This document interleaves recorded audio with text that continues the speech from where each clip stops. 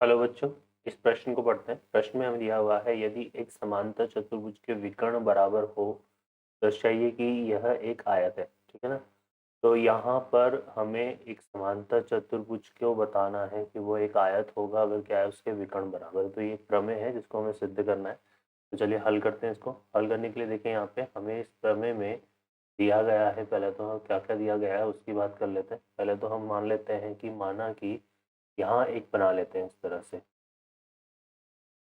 ये एक हमने समांतर चतुर्भुज बना लिया और ये हमने ले लिया ए बी सी डी।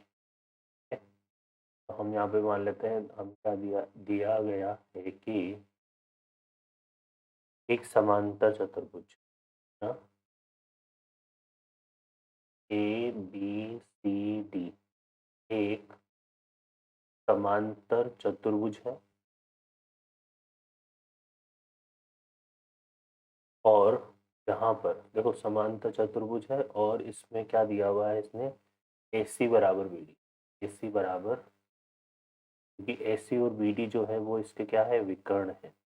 ये ऐसी है और ये दोनों आपस में बराबर है, ये हमें दिया गया। ठीक है। और हमें जो सिद्ध करना है, यहाँ पे करना है, क्या सिद्ध करना है हमें कि ये जो ए बी सी डी, ये जो चतुर्भुज है ए बी सी डी, ये क्या है, एक आयत है। आयत है, ये हमें सिद्ध करना है। तो चलिए यहाँ पे सिद्ध करते हैं। तो सिद्ध करने के लिए देखिए हम क्या करेंगे, है ना।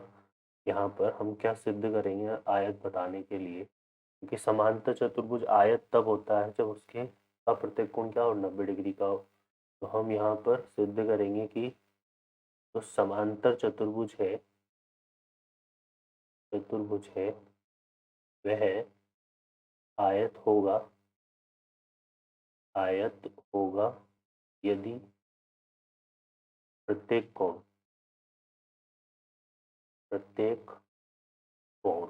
कितने डिग्री का हो, 90 डिग्री का हो। ठीक है। तो हम ये सिद्ध करें। तो अब चलिए स्टार्ट करते हैं इसको सिद्ध करना। इसके लिए हम क्या करते हैं, यहाँ पे दो त्रिभुज की बात कर लेते हैं। दो त्रिभुज हम ले रहे हैं। एक तो हमने ले लिया त्रिभुज ए बी सी। ठीक है। और एक हम ले लेते हैं त्रिभुज यहाँ पे डी सी डी। ठीक है। तो एक तो ये ले लिया हमने ए बी सी, यहाँ पे ये वाला त्रिभुज ले लिया ए बी सी, और एक हमने ले लिया डी सी। दो त्रिभुज हमने ले लिए। इन दोनों त्रिभुज की अगर हम बात करें तो इसमें क्या होगा, इसमें हमें दिख रहा है कि यहाँ पे तो हम ये बोल सकते हैं कि जो ए बी बराबर सी डी होगा, है ना। ए बी बराबर क्या होगा, सी डी, क्योंकि हमें पता है समांतर चतुर्भुज में आमने सामने की भुजाएं बराबर होती है। कारण क्या है यहाँ पे कि समांतर चतुर्भुज में आमने सामने की भुजाएं, आमने सामने की भुजाएं बराबर होती है, बराबर होती है। तो ये एक कारण है। दूसरा अगर हम देखें यहाँ पे, तो एक तो ये हो गया, और दूसरी बात हम यहाँ पर देखें तो एक हमारे पास ये जो बी सी भुजा है, मैं इसको बोल सकता हूँ बी सी बराबर क्या है, बी सी। क्योंकि ये कैसी भुजा है, उभयनिष्ठ भुजा। कैसी भुजा है, दोनों में उभयनिष्ठ भुजा है। ठीक है। तो एक तो ये हो गया, और एक हम देखें यहाँ पे तो ए सी, ये हो जाएगा ए सी बराबर बी डी। ये हमें दिया हुआ है कि विकर्ण जो है बराबर है, ये हमें दिया है। ठीक है। तो इन दोनों त्रिभुज की अगर तीनों भुजाएं देखें तो तीनों की तीनों भुजाएं आपस में बराबर है। तीनों भुजाएं आपस में बराबर है तो हम क्या बोल सकते हैं कि जो ए बी सी त्रिभुज होगा वो सर्वांगसम होगा किसके, त्रिभुज ई सी डी, है ना। क्या होंगे, सर्वांगसम। अब त्रिभुज अगर सर्वांगसम होते हैं तो जो संगत कोण होते हैं वो आपस में क्या होंगे, बराबर होंगे, है ना। क्योंकि देखो अब यहाँ पर हम बात करें तो मैं ये बोल सकता हूँ कि जो कोण बी है, क्या होगा इसमें, कोण बी बराबर क्या होगा, कोण सी। ठीक है ना। ये सर्वांशों में तो सारे गुण बराबर भी होंगे तो कोण भी बराबर क्या होगा, कोण सी। तो हम देखें यहाँ पे तो जो बी सी रेखा है, यहाँ पर अगर हम देखें तो ये जो ए बी रेखा है, ये और ये रेखा तो आपस में समांतर है।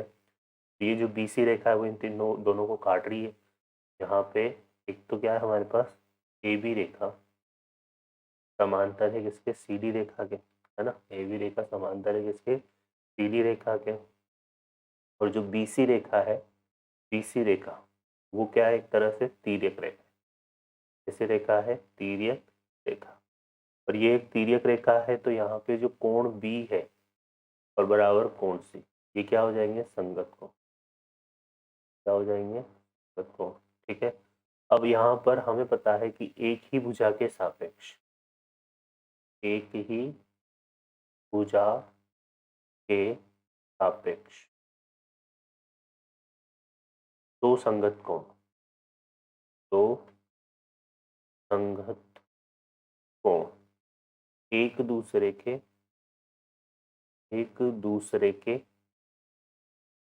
क्या होते हैं, पूरक कोण होते हैं, पूरक कोण होते हैं। ठीक है।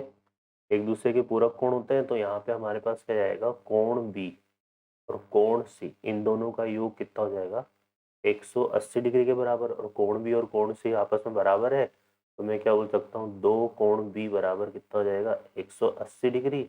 तो कोण बी हमारा आ जाएगा 90 डिग्री।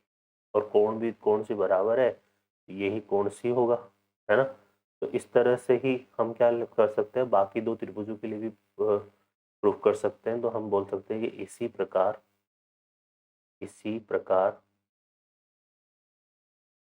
प्रकार हम ये भी सिद्ध कर सकते हैं कि कोण ए बराबर कोण डी बराबर 90 डिग्री। तो यहाँ पर चूंकि समांतर चतुर्भुज का प्रत्येक कोण ना है 90 डिग्री है, अतः